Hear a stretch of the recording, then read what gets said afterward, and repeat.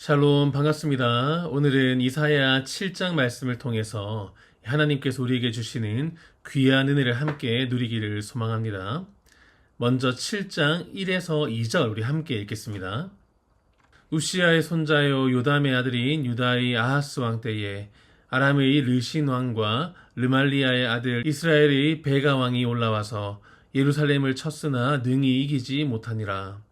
어떤 사람이 다윗의 집에 알려 이르되 아람이 에브라임과 동맹하였다 하였으므로 왕의 마음과 그의 백성의 마음이 숲이 바람에 흔들림같이 흔들렸더라.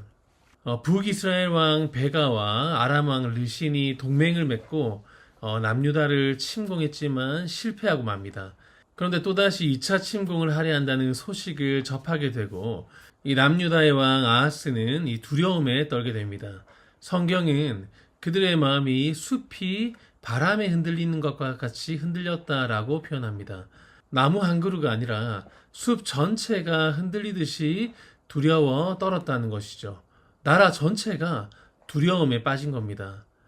이 두 나라가 유다를 침략한 목적이 무엇인지 우리 6절 함께 읽겠습니다. 우리가 올라가 유다를 쳐서 그것을 쓰러뜨리고 우리를 위하여 그것을 무너뜨리고 다브엘의 아들을 그 중에 세워 왕으로 삼자 하였으나 유다를 무너뜨리고 자신들이 원하는 사람을 왕으로 세우려 했던 거죠. 이 유다의 왕은 다윗의 후손이 이어가고 있었습니다.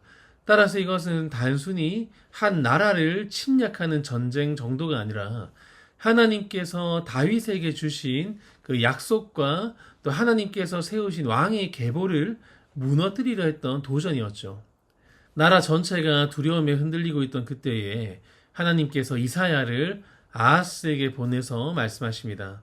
우리 4절 함께 읽겠습니다. 그에게 이르기를 너는 삼가며 조용하라.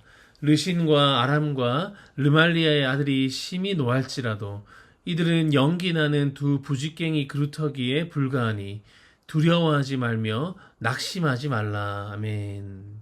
눈앞의 상황은 굉장히 급하겠습니다. 적군은 이미 몰려왔고 또 왕과 백성의 마음은 크게 흔들리고 있었죠. 그런데 하나님께서 어떤 군사적인 대책을 말씀하시지 않고 삼가며 조용하라 라고 말씀하십니다. 두려움에 사로잡혀서 성급하게 판단하지 말고 조용히 하나님을 바라보라는 말씀이시죠. 이사야 30장 15절에서도 하나님께서는 이렇게 말씀하십니다. 우리 함께 읽겠습니다. 주 여호와 이스라엘의 거룩하신 이가 이같이 말씀하시되 너희가 돌이켜 조용히 있어야 구원을 얻을 것이요 잠잠하고 신뢰하여야 힘을 얻을 것이거늘 너희가 원하지 아니하고. 하나님을 신뢰하는 사람은 분주하지 않습니다. 두려움이 찾아오더라도 때로는 멈춰서서 하나님이 누구신지를 기억하는 것이죠.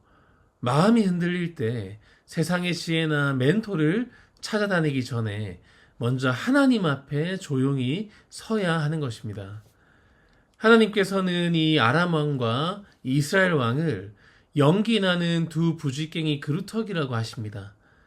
불이 한창 붙어 있을 때는 연기가 나지 않죠. 불길이 꺼지고 이 열기가 죽어갈 때 연기가 나는 것입니다.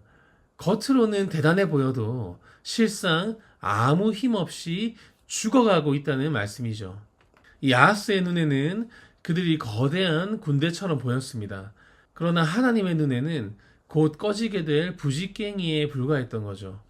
우리가 두려워하는 것이 아무리 커 보여도 하나님의 눈에는 한낱 꺼져가는 연기와 같은 것입니다. 하나님께서는 이 아람과 이 북이스라엘의 계획을 미리 알고 계셨습니다. 그리고 분명하게 말씀하십니다. 우리 7절 함께 읽겠습니다. 주 여호와의 말씀이 그 일은 서지 못하며 이루어지지 못하리라. 사람이 아무리 치밀하게 계획을 세우고 또 강한 힘을 모은다 할지라도 하나님께서 허락하지 않으시면 그 일은 이루어질 수 없는 것이죠. 아람과 북이스라엘은 유다를 무너뜨릴 수 있다고 확신했습니다.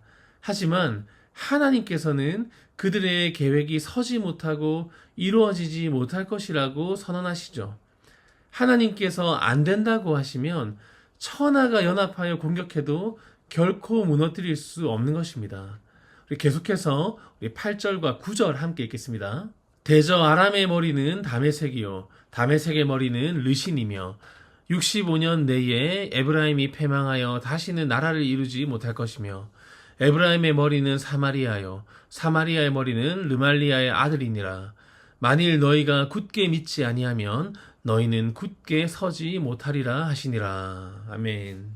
이 아람과 북이스라엘을 다스리는 그 왕이 아무리 대단해 보인다 할지라도 그들의 권세도 미래도 모두 하나님의 손안에 있는 것입니다. 그렇기 때문에 하나님은 유다가 강한 군대를 의지하는 것이 아니라 하나님의 말씀을 믿는 믿음을 가지기를 원하셨던 거죠. 만일 너희가 굳게 믿지 아니하면 너희는 굳게 서지 못하리라라고 하신 말씀을 보면 믿는 것과 서는 것은 연결되어 있는 것을 알 수 있습니다.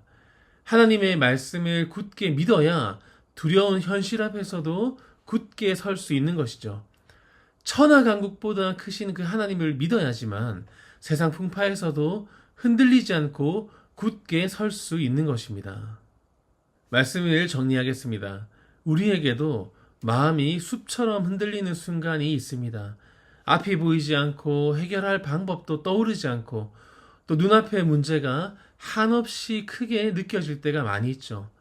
그때 우리도 이 아하스처럼 눈에 보이는 어떤 것을 붙들고 싶어집니다. 하지만 하나님께서는 오늘 우리에게도 동일하게 말씀하십니다.